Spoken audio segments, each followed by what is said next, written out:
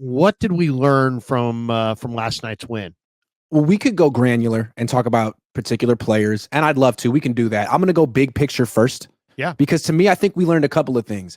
The Niners still have a gear that they can kick themselves into that is pretty dominant.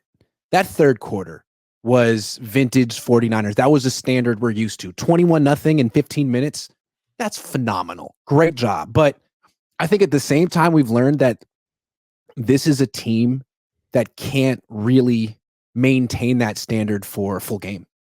They don't close games. They don't play 60 minutes. They let teams back into it. So they still have that gear, but right now they're still searching for a complete game. That was a 15-minute performance. Yeah, I would say that we learned a lot of things, I thought. I mean, one, I think Deebo Samuel is still very much the 49ers ignition, even if they're going to, maybe part ways from him in a year.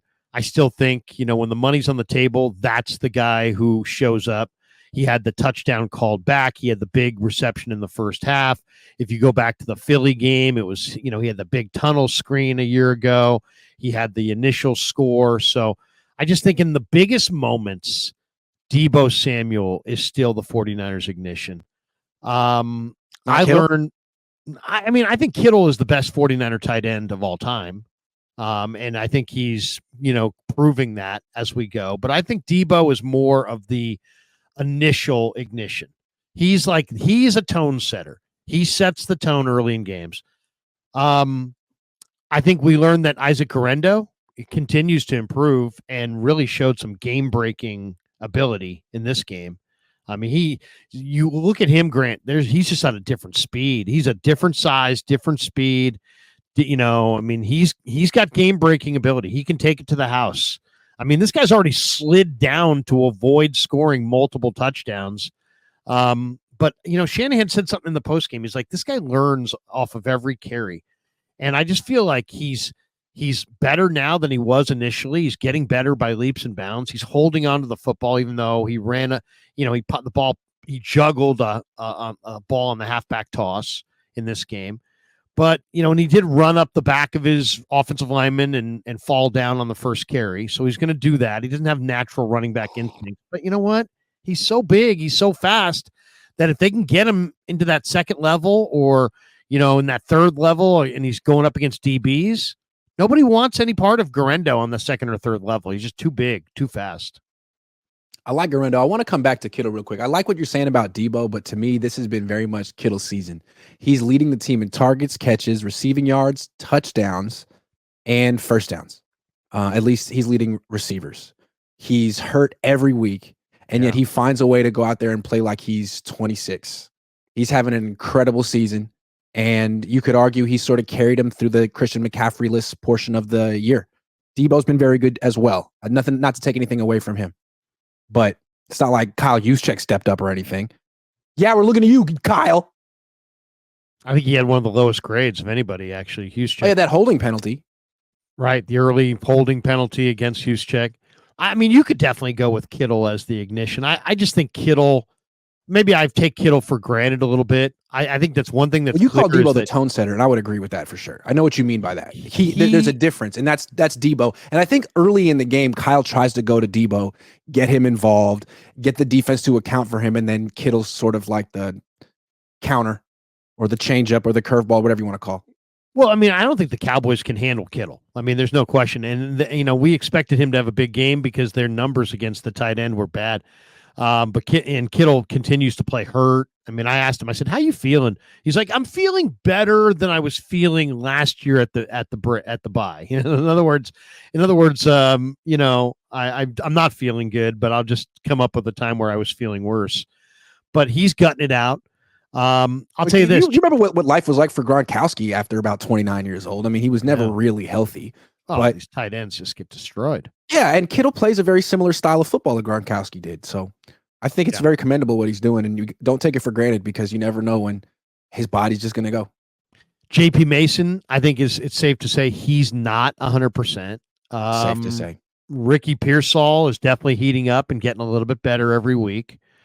I thought this was Brock Purdy's best game as a runner, but once Agreed. again, to me, the one Purdy thing that's just frustrating is that he struggles to hold on to the football. He fumbled again on a pump fake. I mean, we've Thank seen God him. he held on to it on 2nd and 3 on that final possession, man. That was the difference in the freaking game.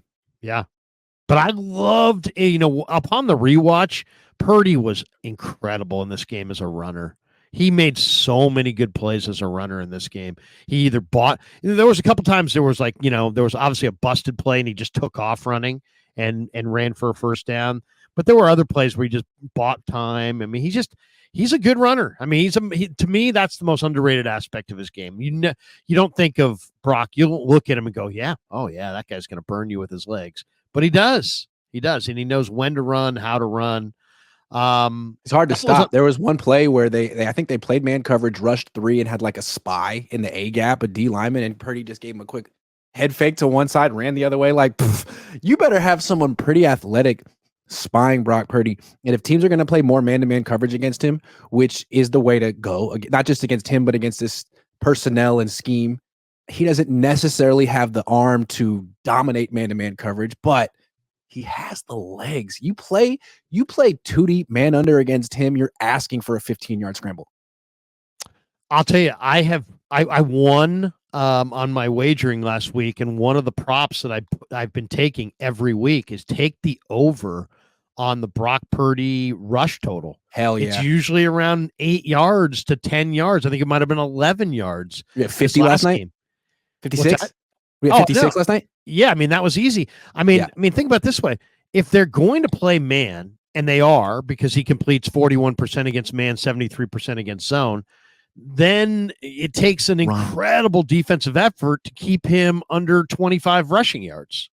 I mean, you're just not going to do it. He's just going to run. He's going to find a time to run, usually because the offensive line's not doing their job. But even if they are, he's going to take an avenue and he's going to take off and he's going to run. So and if he keeps gashing them, they won't play man coverage anymore. That'll stop it. Remember, people tried playing man-to-man coverage against Kaepernick. Packers tried playing man-to-man coverage against Kaepernick. He ran for 180 yards and however many touchdowns in a playoff game, and then he got a whole lot of zone after that. So, yeah, that's one way to make sure you don't see so much man-to-man coverage.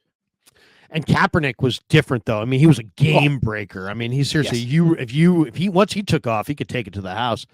He would destroy tackle angles like Mostert. You would think people would think they had him and he just run right by. And he's also tough. Kaepernick was way tougher than your average quarterback, so he wasn't fearful. And then on defense, we learned some things in this game. Sam Aquinu playing defensive tackle on passing downs, standing upright in the B gap, basically kind of recreating the Arden Key Niner NASCAR package. I thought he was impressive. I mean, he has really played well. And to me, if there was one theme of this thing, it's that the youth on the defense is starting to really take off. The top 4 rated PFF Niner defenders, Renardo Green, Jair Brown, D. Winters, Demo Lenore. I mean, all those guys are 24 or younger. I mean, that's pretty good. The young DBs, especially Lenore, Renardo, Mustafa, even Luter made a nice tackle on special teams. Jair had a couple really, really nice plays. To me, the young Niner DBs are very impressive. Now, they're not completely coached up and they're not without flaw or anything, but they're very impressive.